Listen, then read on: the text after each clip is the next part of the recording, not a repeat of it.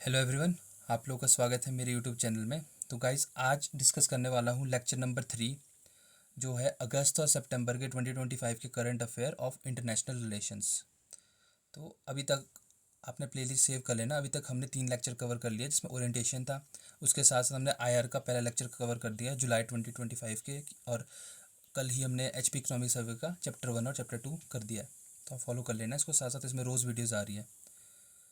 तो जो पहला क्वेश्चन है गाइस, ये अगस्त के मंथ का ही है। तो इंडियन रेलवे ने सक्सेसफुली कमीशन कर लिया था न्यू रेलवे लाइन, जिसका प्लान किया हुआ था बैराबी से लेकर किस जगह, जो एक्ट ईस्ट पॉलिसी के में इंक्लूड था।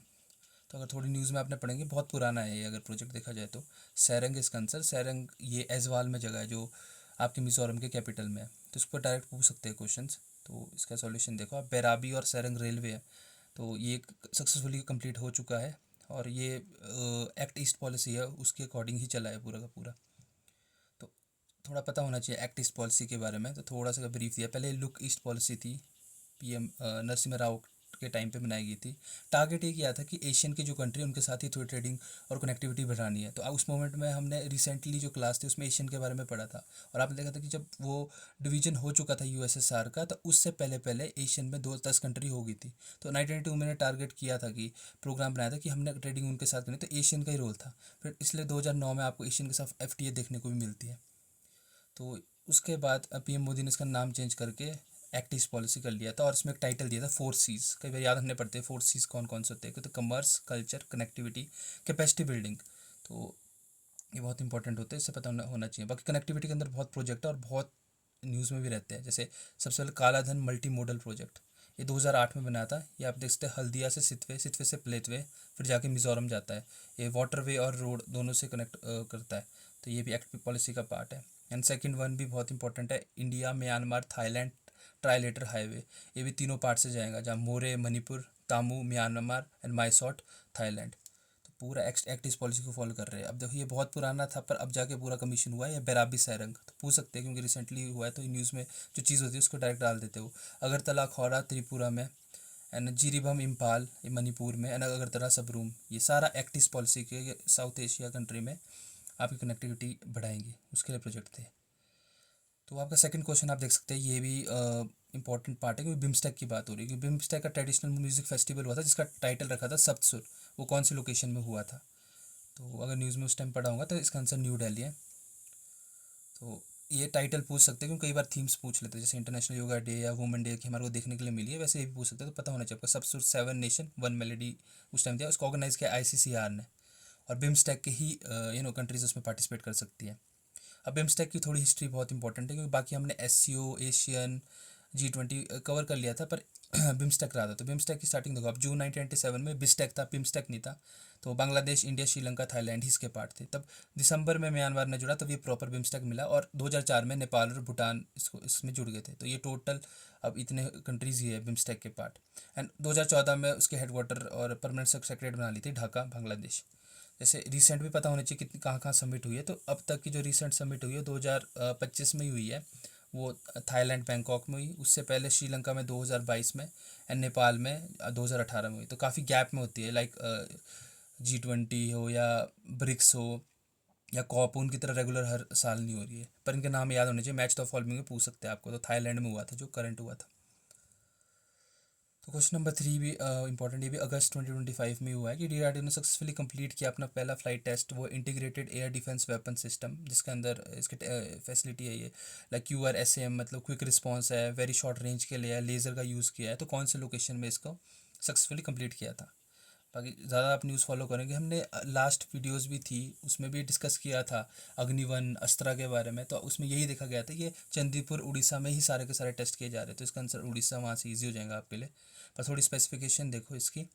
तो चंदीपुर में किया था, लाइक क्विक रिएक्शन रहेगा, सरफेस टू एयर मिसाइल, और वेरी शॉर्ट रेंज के लिए भी ठीक रहेगी।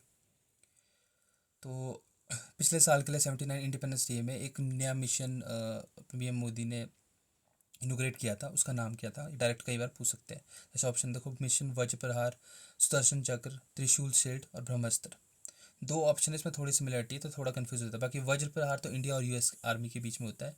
एंड त्रिशूल तो ट्राई सर्विसेज, जितनी हमारी नेवी, नेवी मिलिट्री आर्मी तीनों इकट्ठे होंगे तो वो करेंगे। बाकी सुदर्शन चक्र और ब्रह्मास्त्र दोनों आत्मनिर्भर भारत के ऊपर ही फॉलो करता है, पर उस मोमेंट पे सुदर्शन चक्र को ही इनोग्रेट किया था, मतलब स्टार्ट किया था। तो इसका आंसर सुदर्शन चक्र है। आपको इससे दिख रहा है, जैसे आप ये देखते हैं वज्र प्रहार इंडिया और यूएस आर्मी के ऊपर है। और एक और चीज़ भी करंट अफेयर में ये है कि जो से 16th प्रोग्राम इस साल हुआ है वो हिमाचल प्रदेश में हुआ है। तो पूछ सकते हैं हिमाचल में कौन सा प्रोग्राम हुआ था इनका, तो एक्सरसाइज हुई थी, एक्सरसाइज वज्र प्रहार। और सुदर्शन चक्र आत्मनिर्भर भारत के लिए 2035 का टारगेट किया हुआ है, वो उस टाइम पे इनोग्रेट किया था।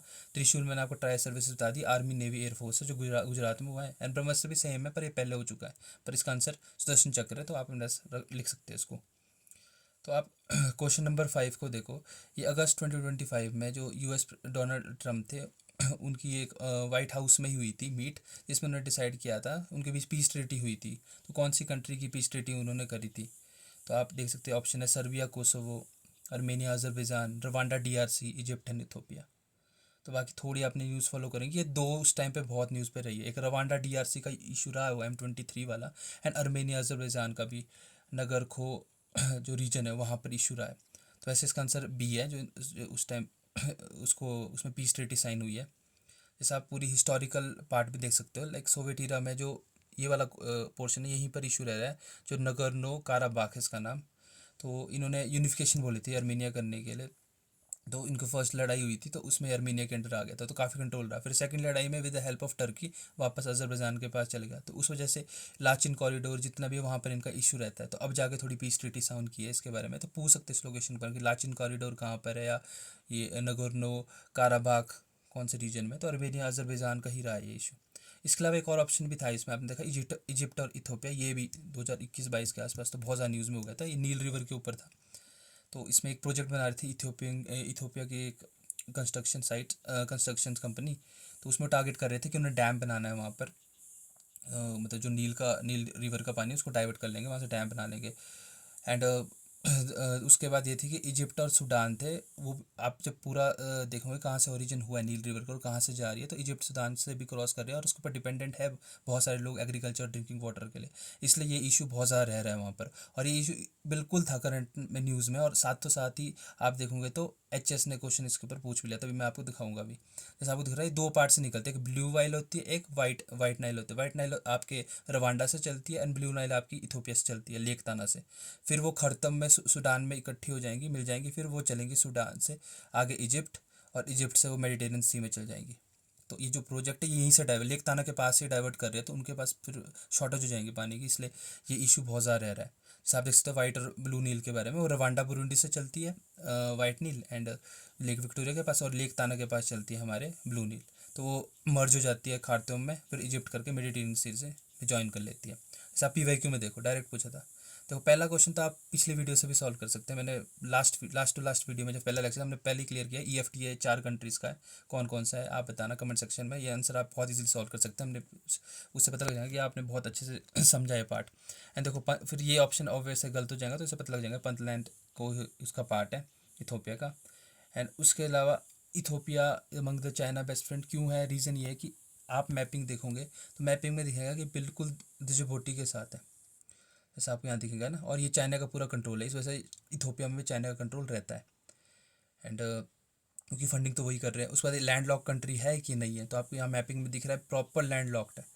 क्योंकि एक्चुअली हम रेड सी के पास में जो पॉइंट होता है उसको सीड्स बोलते हैं। सीड्स मतलब एस फॉर सूडान, फिर एरिट्री, फिर आपके इथोपिया, फिर आपके डिजिबुटी। तो यहाँ देखोगे यहाँ एरिट्री है, यहाँ पर आपका इजिप्ट है, यहाँ पर सूडान है, तो पूरा लैंड लॉक है। तो यहाँ से आपका आंसर ये भी सही हो जाता है, क्योंकि थोड़ी थोड़ी मैपिंग भी आपको देखनी पड़ेगी। तो जो करंट में था, जो इशू रहा था, उस रीज़न से देखो आप बिल्कुल इथोपिया पे इन्होंने क्वेश्चन नहीं डाल दिया। तो इस बार चांसेस है आर्मेनिया अजरबैजान पे भी पूछे, तो थोड़ा मैपिंग पे उस पर तरफ भी ध्यान देना आप। तो which country become the first OECD member state to sign a bilateral investment agreement with India.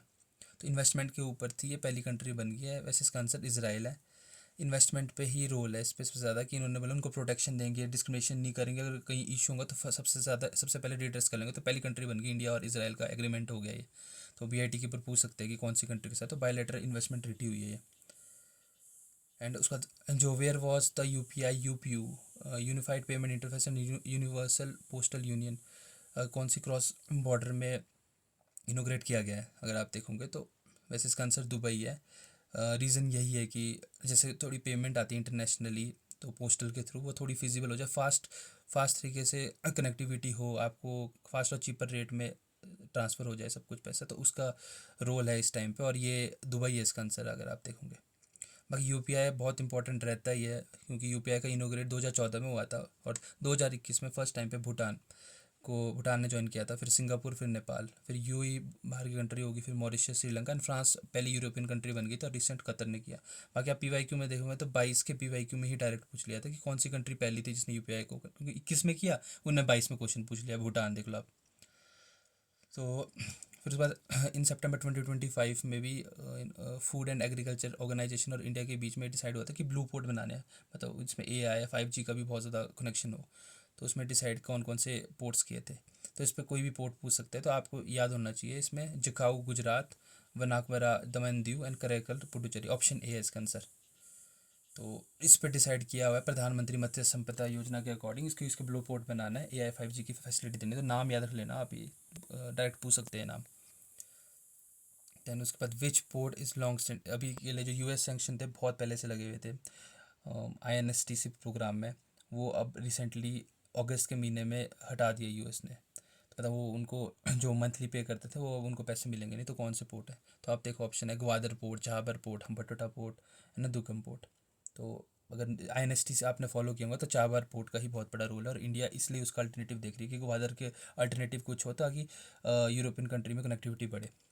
तो इसका आंसर चाबार पोर्ट ही था, INSTC प्रोग्राम का पार्ट है। तो थोड़ा डिफरेंस पता होना चाहिए INST और IMEC के, क्योंकि काफ़ी कंफ्यूज होते हैं, क्योंकि साथ साथ ही चले होते हैं ये। अब वो नॉर्थ साउथ को टारगेट करता है, जैसे आप देखोगे ये मुंबई से चलता है, फिर चाबार चल गया बंदरबार से, फिर कैस्पियन सी से रशिया और फिनलैंड के लिए निकल जाएगा, थोड़ा नॉर्थ साउथ चलता है ये वाली जो है INST से, और ये 2000 में फॉर्म किया था। एंड IMC G20 में जो प्रोग्राम था इंडिया ने ही डिसाइड किया, 2023 में तब एस्टेब्लिश किया था, इसमें इसराइल ने इसको उस टाइम रेटिफाई नहीं किया था, बाकी सबने रेटिफाई कर लिया था। तो आप देख सकते हैं ये थोड़ा ईस्ट टू वेस्ट चलता है, लाइक नवा सेवा जो नया पोर्ट 13th पोर्ट बना है, फिर जबे ले ली, फिर रियाद, फिर जॉर्डन, फिर हाइफा, फिर ग्रीस तक चल जाता है। तो इससे थोड़ा कन्फ्यूज ना कई बार क्वेश्चन पूछ लेते हैं, तो जो ईरान से जो क्रॉस कर रहा है ना आपका, वो INSTC है, तो इसको आप ऐसे याद रख सकते हैं।